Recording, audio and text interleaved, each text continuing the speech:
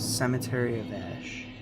Hello everybody and welcome to my playthrough of Dark Souls 3. I'm very excited to do this. Right here I am showing off the character I created.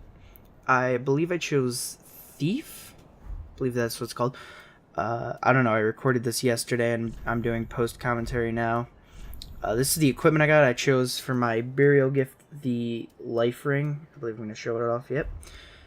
For the little extra HP now, I didn't realize it at the time, and first I'm gonna try off my parry skills, and it does not go well, not one bit. Oh man, the parrying is so different from Dark Souls 1. Believe it or not, I'm actually very good at the parries in Dark Souls 1, so we're just gonna go in for the backstab.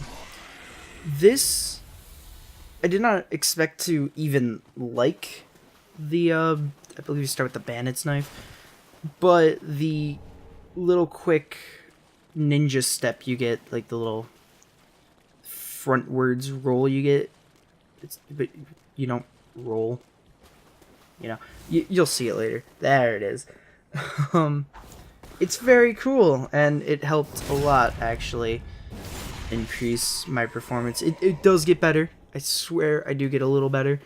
But, you know, I did my best. It was like 2 in the morning when I ended up filming this footage.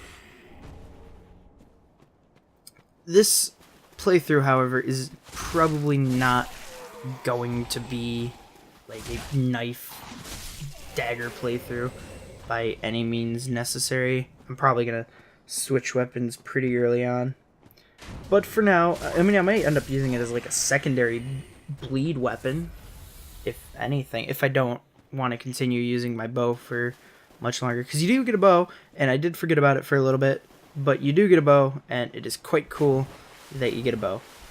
So going up here, I'm going to try my best to take on this crystal lizard. I don't know any names in this game. I really like this game. The one thing you really want to look out for with the lizard is most of his moves are pretty easily dodgeable, but you want to look out for the tail swipe he does, because that can get a little tricky to dodge. Other than that, it's all about patience. You don't want to get overeager with this guy. He does have a crap load of health, and if you can stagger him, if you go around closer to the front and hit, you'll get a critical hit. You'll, like, if you're close enough, you'll just like teleport to it. It's weird. It's a very weird hitbox. Oh, but yeah, he drops a Titanite chunk, I think, and it's very helpful, especially early on. So if you can get the seat, you just teleport. So if you can grab it, it's pretty cool, pretty nice to have in your inventory pretty early on. Even if you're not going to use it, I still recommend picking it up. Oh, but yeah, Dark Souls 3. Ah, man, this game is just so much fun.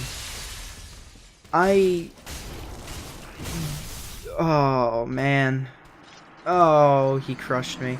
See, that's what happens when you get overeager.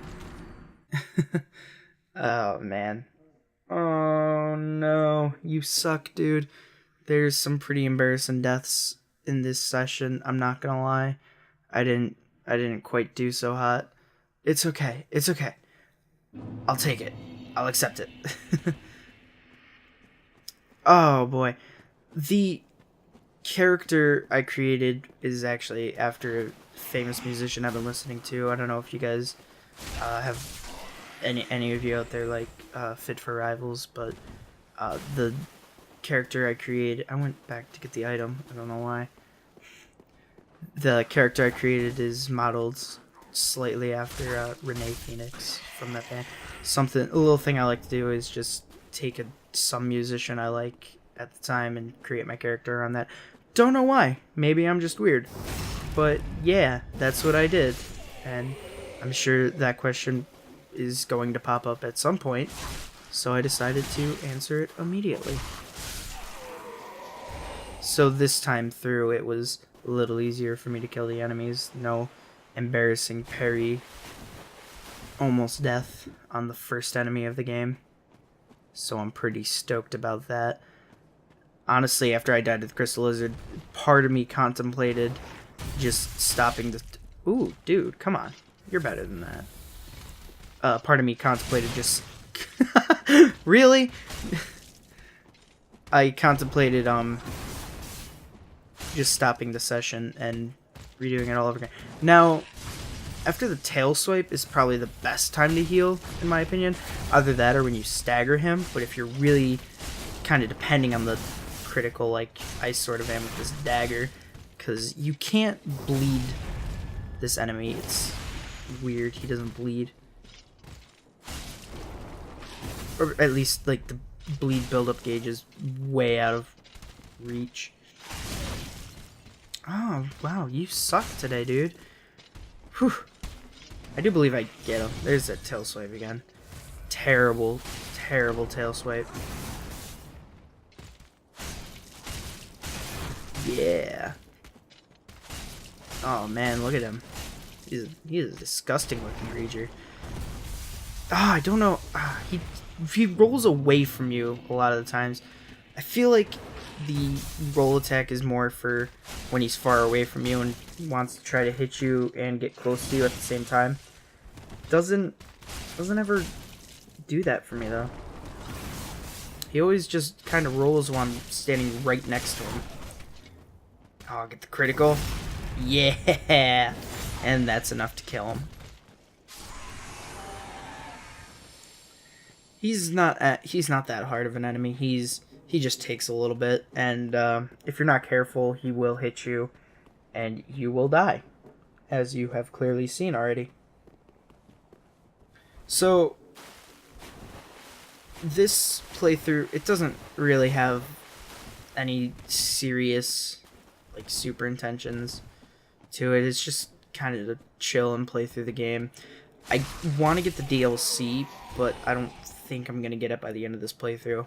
If I do, I will definitely show it off in the playthrough, but chances are I'll get it like right after the playthrough ends. And if that's the case, I will run through the game really quick, whether it's on or off camera, and I will just show off the DLC, because I have seen the DLC.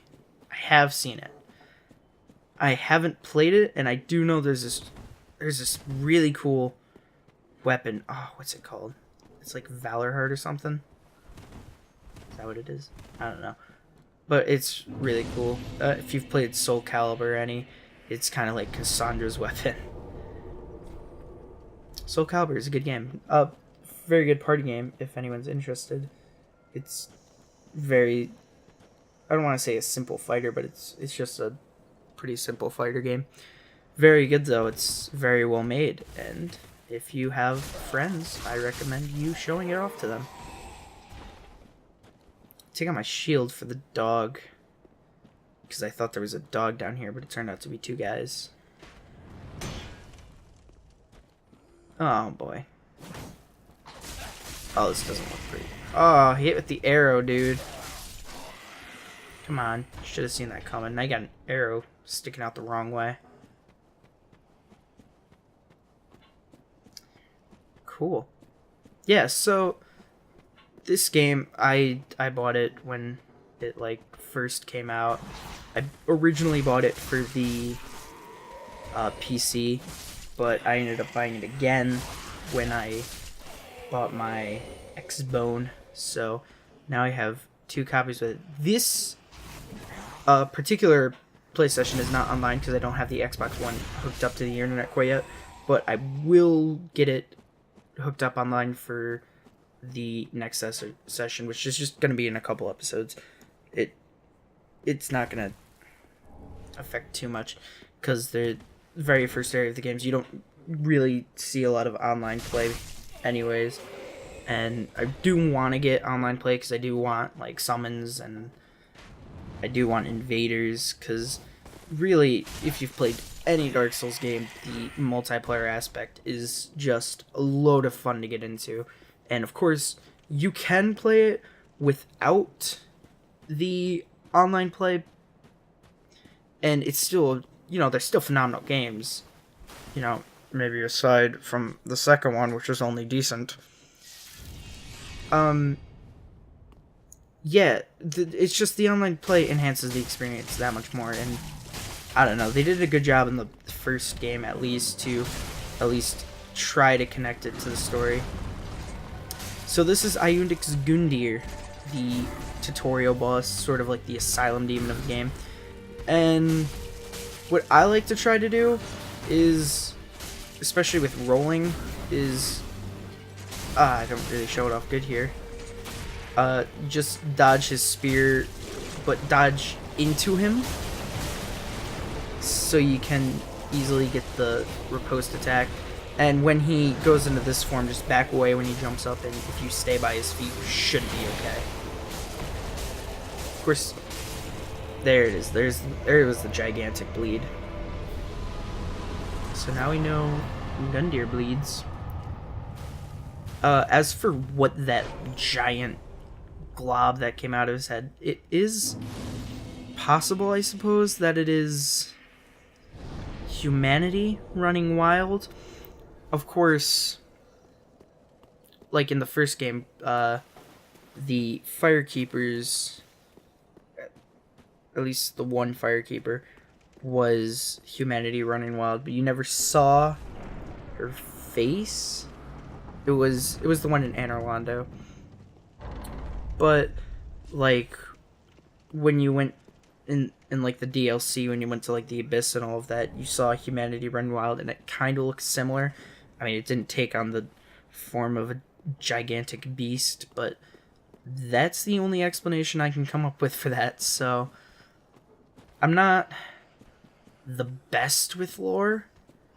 I'm not even what I would say that good at lore. And he failed to go off the edge. But of course he dies and drops an item and then falls off the edge. Because why wouldn't he? Although it was probably just like the cracked round shield or something stupid like that. I doubt he would have dropped his spear for me. At least that's what I'm telling myself. It also could have been a fading soul, which is actually way more likely. Yep, it was probably a fading soul. Though fading souls are very good to have early game, and this is Lothric Castle. Pretty cool vistas. This game looks great. It's a great looking game. They did a very good job making this game. And playing it on the PC, the Xbox One version actually, because my PC isn't like the best in the world. Oh no! Oh, you're so ruthless. Wow. Oh god. Excuse me. My PC version isn't, or my words are hard. My PC isn't the best in the world, but I'd say it's pretty good. It has like an i7 processor and the GeForce 940M. Yeah, just to give you a little taste of what I'm dealing with. Those are like the most important specs, I suppose, for Dark Souls 3. Even then, like those were about the recommended stats. But I still had to turn down the quality and stuff. So playing it on like the Xbox One is just a lot more amazing to me. It's because it's console. It's, you know, running as it's the best that it can all the time. And it's very new console too, so which is even better for me because like when Dark Souls 1 came out on the 360, it was horribly optimized. It was just like it lagged in a lot of places, and it was fine, I guess, but I just normally ended up playing Dark Souls 1 on the PC, the Prepare to Die edition, and I always used DS Fix to optimize it to 60 FPS, and it made the game run so much better. This one, it might be on 30 FPS. It's possible. I feel like it's 60 though. I don't know. I have that feeling where it might be 60. Well, like I said, I could be wrong. I did not do any research on the topic. It feels like a 60 FPS game to me. Just another cool vista. Those arches in the background were fascinating to me. Plus a giant tree. And if you really look around, we're actually in a graveyard right now. It's kind of cool. But here we shall enter into the main hub of the game. Firelink Shrine. This is cool. It doesn't necessarily look like the Firelink Shrine from the first game, which I'm sure confused a lot of people at first. Although, when I took more of a look at it, it actually kind of looks like it. However, I believe we're going to talk to this lady, so I'm going to shut up. Welcome to the bonfire, unkindled one. I'm a firekeeper. I tend to the flame and tend to thee.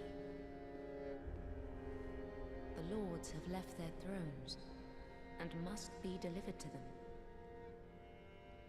To this end, I am at thy side. Ashen One, to be unkindled is to be a vessel for souls. Sovereignless souls will become thy strength. I will show thee how. Ashen One, bring me souls plucked from their vessels. Ashen One, to be Ashen. To be unkindled is to be a vessel for souls. That's interesting to me. I don't know why. That line really sticks out. Alright, and the sword you plucked out from Gundyr Gundyr goes here.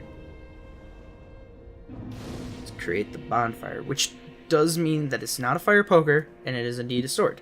A lot of people were thinking that it was a fire poker, but it's apparently a coiled sword. So this is the Crestfallen Warrior. Ah, another one roused from the sleep of death. Well, you're not alone. We unkindled are worthless. Can't even die right. Gives me conniptions. And they'd have us seek the lords of cinder and return them to their moulding thrones. But we're talking true legends with the metal to link the fire. We're not fit to lick their boots. Don't you think?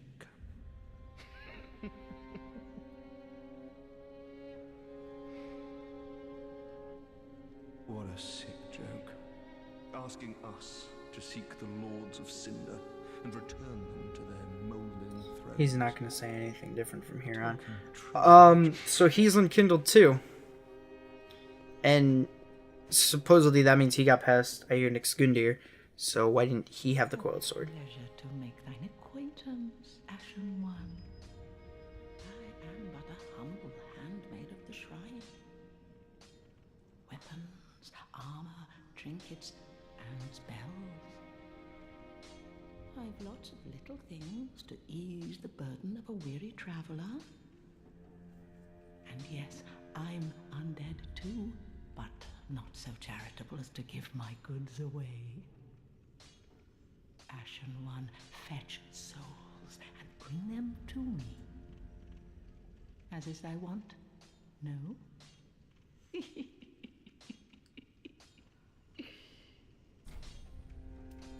Ashen One, if my wares are not to thy satisfaction, bring me umbral ash. With ash, I'll fashion new wares. Is it not our sorry fate to sup on death?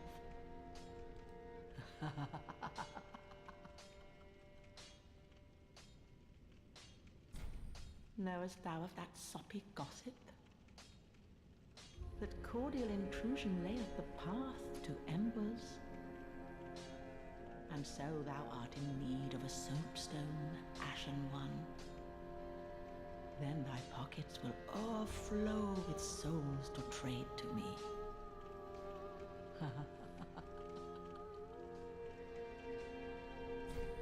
Ashen One, if thou bring me with, is it not? She looks a lot like the Firekeeper from the second game. I don't know if that's just a coincidence or not, but it was always interesting. She might be the Firekeeper. So this is Andre of Astora from the first game. Well, a newcomer, I see. I am Andre. I serve at this shrine as a humble smith, forging weapons. You're in search of the Lords of Cinder, I trust. A toilsome journey, I'd wager. You'll require good arms. Let me smith you weapons. I am a smith. Such is my purpose.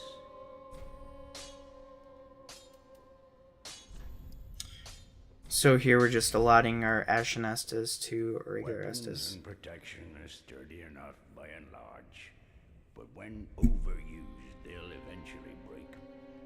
When their durability is low, repair becomes a necessity. Use a powder, or simply rest at a bonfire.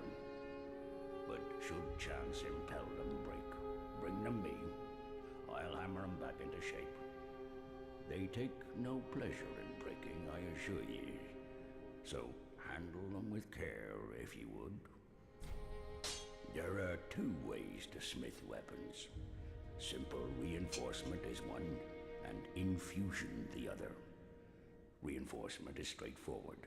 It strengthens a weapon without altering its property. Infusion is a more advanced form of smithing that infuses an element. Reinforcement requires titanite, and infusion requires gems. Bring the stones, and I'll do the smithing. It's my purpose, after all. In battle, your weapons are your only friends. Forge them well, and they won't let you down. Another matter. Infusing weapons with gems requires a special kind of coal. My humble coals won't be any use infusing more unusual gems. I know, it's an awful shame, but it's all I have. Oh, please don't give me that look. Believe it or not, I'm quite thin-skinned.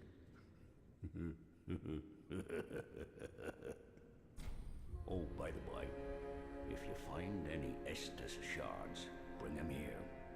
They can be used to reinforce either of your Estus flasks. Without those flasks, you'd want for life or focus. And they'll always stay with you. Why not treat them well? Huh?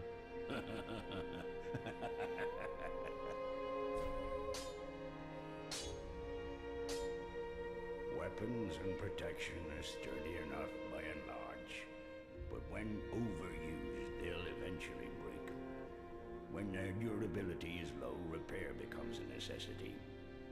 Use a powder, but so pretty be careful. I don't So, yeah, Andre Astoria here. I don't know why he's here. I don't really know what he's doing here. I suppose he's just chilling for right now. And there's one more guy to talk to, and after we talk to this guy, I suppose we'll end off this first episode.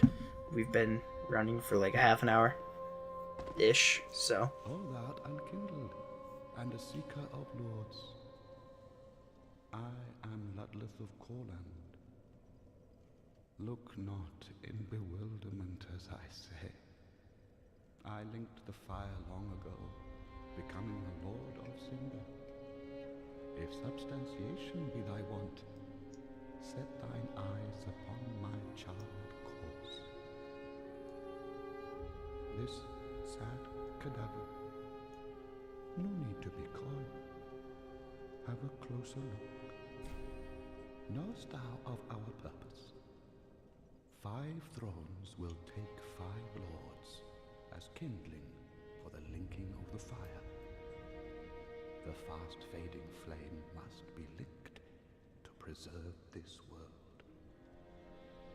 A reenactment of the first linking of the fire. So it is, I became a lord of Cinder. I may be but small, but I will die a colossus. Knowest thou I wonder what he means when he says that he will die a colossus. Like, I mean, is he just using it metaphorically?